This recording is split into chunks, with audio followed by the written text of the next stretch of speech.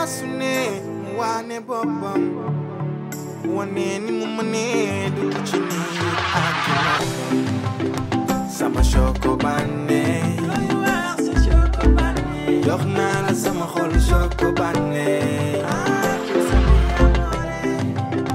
mami amore nopp naa la ba mu jeex mi amore sama choco banne jox naa la sama xol choco banne yow xam nga ni ma la fonke GS Production.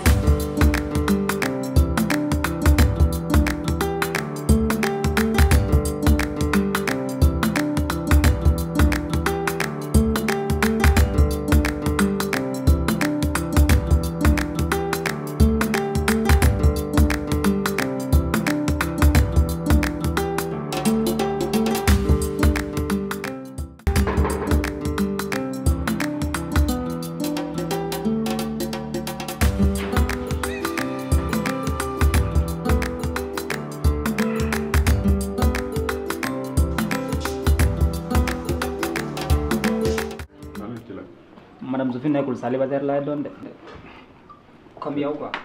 kan mooy célibataire non mais danga may fontoo quoi yàlla xam na ne danga maa yeb est-ce que xam nga ni benn bi nga yor di ci yëg neex-neex maa ngi ci yëg dizaine di ci yëg neex-neex man dafay fontoo. xamal laa lay wax. waaw fexeel nga dem takki jabar moo gën ci yow donc takki jabar. Capo yow soo ne ma takkal jabar pour man bëgguma quoi booy xalaatuma takk jabar déjà man mënumaa defal jigéen bokkul ci sama life jigéen xalaatuma koo defal man jigéen moo may defal booy imaginer ma takk jabar war koo jox añ jox ko reer jox ko ndékki mukk ci sama këru àdduna du ma ko def xalaatuma ko booy jigéen moo may defal lu ko dalee ci kaw ba ci suuf dàll pantalon chemise ba ci caleçon jigéen moo ma koy defaral ba ci boutique bi ma yor léegi ma takk jabar loolu lépp bëgg a yàqu.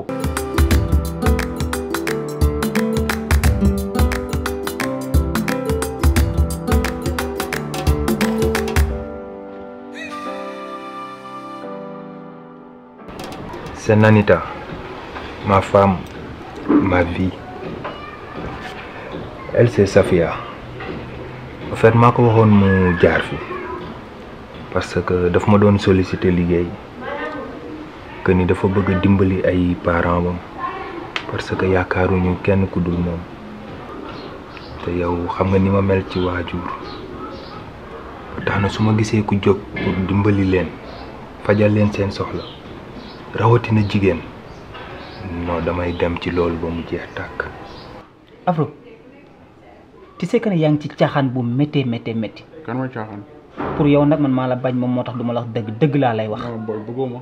mën nga sànce lool am nga taar lool macha allah boo sàncee mu rafet boo bulewee mu neex ànd ak xale yu la neex def nga yaakaar nag yaa téye ni jamono ji yaa nekk ni ci kaw jaww ji booy yaa ngi nax sa bopp.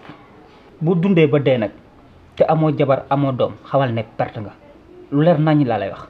booy xamu lu bëri quoi parce que xamu lu bëri booy neex bi ngay wax noonu ci booy man maa ko yëg ñoom yëguñu dara lépp ñoom ñoo ma koy jox mais nañu waxante dëgg lan moo tax may daw bay daanu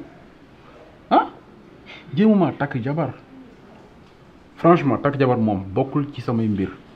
booy yow ci ma ko ne non mais xam nga moom bu baax a baax man ala acc du ma bàyyi des fois ma jàpp ci show yi dóor leen duma yoo xamante ne nii lépp loo xamante ne dañ koy yor dañ ma koy jox man je suis obligé man maay jël ci sama poche yëkkati téeméer daal leen di jox pour ñu mën a paas kon xam nga ni man Capo laa. pour yow daal loolu mooy jamono quoi loolu mooy àddina. ma ne ko nag dinaa xool ana nan laay def ba ma waree nag ci sama entourage ak gars yi gisuma sama xel dafa dem ci pourquoi pas ma indi ko ci biir kër gi mu ànd ak yow ci liggéey bi jàppale la loo ko def loo mu def ko loo ko bàyyi loo tamit aussi mu teg ko à côté ma ne tamit ça fait l'occasion comme que da nga bëgg a delluwaat ci sa liggéey bi ma xam ni tey su ma waree xëy dem joobi yow it nga xëy dem dañuy tëj kër gi bàyyi ko noonu te loolu baaxul ci kër moo tax ma bëgg mu ñëw ci sa wet du loo xam ne nag yow yaa ma ko demandé c'est juste que dama xalaat ni su ma ko defee dinaa la defal li sedd sa xol moo tax ma am fitu def loolu Safia kii mooy sama lépp li mu bëgg man bëgg naa ko waaye lu mu bëggul bëgguma waxtaan leen xool nan ngeen di mën a àndee ba gérer lépp jaar yoon chérie ci kanam ayca maa ngi ci biir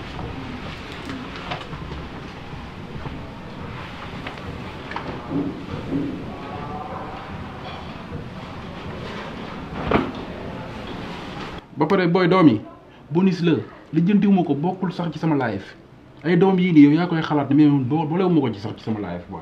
man nag foogoon naa ne nag booy màgg nga mais ba léegi toujours rek ko ne nga doon te naa la xamal nag benn affaire yaa ngi caaxaan nag bu baax a baax a baax jàppal ne nag conséquences nañ ñëw feebar yaa ngi ci biir réew mi de bari na fi trop infection yi am pagaay di nga soppis nag mbaa nga sida moment boobu bis boo si tollee fiis bul jaar fii de ndax conseil woon naa la booy fiis soo jëm booy yow xam naa ne yow yaakaar naa ni dama ñëw fii pour ñu ambiance quoi waxtaan bégee quoi vu que ne comme tey célibataire ngay dund may ñëw nga may wax ay waxu feebar te xam nga ne booy li muy dund dafa neex booy neex na neex boo xamante ne nii non bul comprendre xam naa li ma la wax damay toog nga stressé ma après anyway baal ma dem. yow bëggoo changer te xam naa ne pare goo ko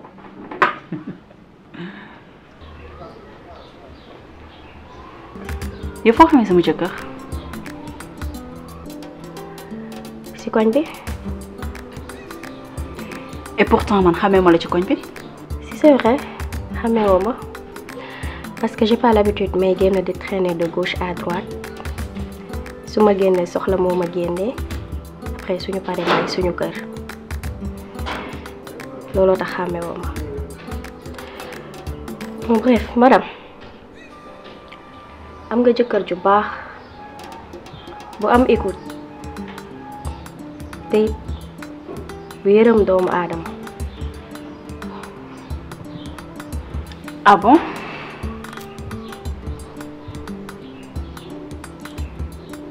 kon loolu yëpp xam nga ko ci sama jëkkër.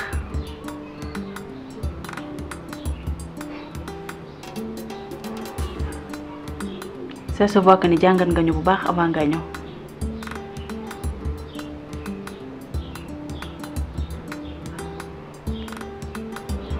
mais leen de dinaa la ko xamal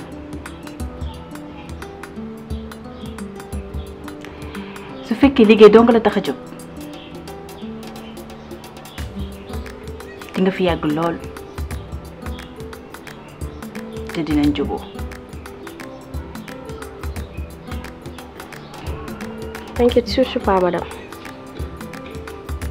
xam naa bu baax lu nit di def ci liggéeyam ba yàgg fa.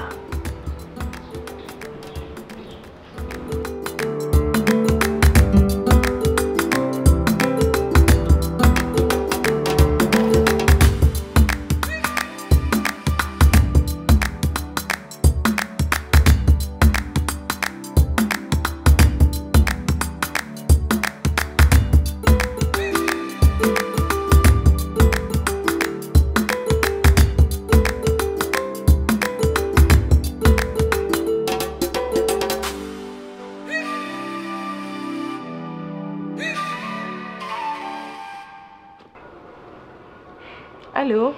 Allô ma chérie. ci loo nekk. Ça va, je vais bien aussi, alhamdulillah.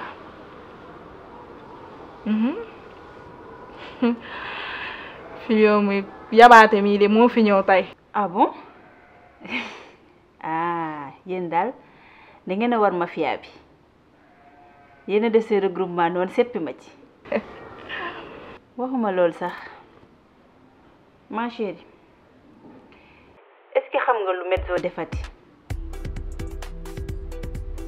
waaw defati Medzo de dafa indi benn xale bu jigéen di ma ko présenter soi-disant bon. C'est une très bonne nouvelle. Ah Medzo moom ko am yërmande si yow la. Yërmande yow loolu ngay woowee yërmande ça se voit que ni t'as rien compris. yow Medzo lu mu mës di def dañ koo mës a toog waxtaane ko mag moom avant mu koy def tey mu xëy un bon jour indil ma nit sans autant waxuma dara non loolu dafa louche te mënoo koo comprendre. yow daal nee nga sa firange bi du mës a dañ si yow daal yow doo changé. xoolal ma déggal ma rek mu firange bi ngay jël teg ko nële du firange moo tax may wax. xam nga lan laa lay xamal gis nga qui cherche trouve man je te rappelle ok. ok baax na ok nuyul ma fi yow ne ko dinaa ko woo bu ma mere nag ok.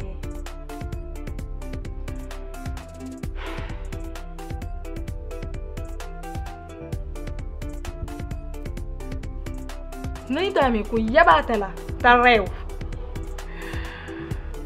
lan la def Medzo wutal ko jànk di si kontaan bëgg ah. peut-être am na ay droit am tamit. ah ouais. waaw parce que góor ñi courant bu coupé lañ dañoo lëndëm bu bañee jànk bi rek am na lu tax. tey laa waaru man maa ko def man fekk célibataire gu bon mel na yow ma di la demander yow wala ba nga may jox ay conseil waa. certes nag célibataire laa nii mais dama marié woon à l'âge de 18 ans dund lu metti nag lu méttee métti sax am ngeen la chance peut-être nekk dans votre intimité di dund lu neex nekk ci seen ay appartement mais man tel n'était pas du tout le cas dama sonnoon nekk ci kër goo xamante ni dañ ma daan bunnu xataal di ma def lu metti goro bugguma kenn bugguma di dund lu metti sax bu ma koy fàttaliku sax sama xol bi dafay metti tellement li ma fa dund li tax ma bañ góor man maa ko xam. peut-être un jour dina ñëw ma xam yow li nga dund mais nag am na loo xam ne duma ko d'accord que góor ñi payam sama bos mun naa war ni moo gën ci góor ñi yërëm na ma yor na ma yiir na ma te it bëgg na ma. ma chérie Olof Njaay dafa ne wax ma sa xarit ma wax la ki nga doon te man xam naa ne Medzo mooy sama def ñoom ñaar ñooy ànd guddi ak bëccëg nu kee mel rek kooku noonu la mel te li ma jikko yu baax li ma gis ci Medzo mi ngi ci def. L'apparence est souvent trompeuse. Même pas 1 an de mariage, faut pas crier victoire aussitôt.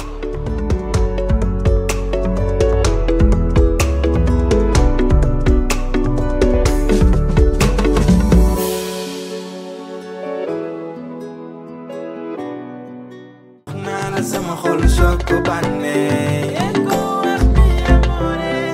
yow xam nga ni ma la fonke jaral nga ma lu ne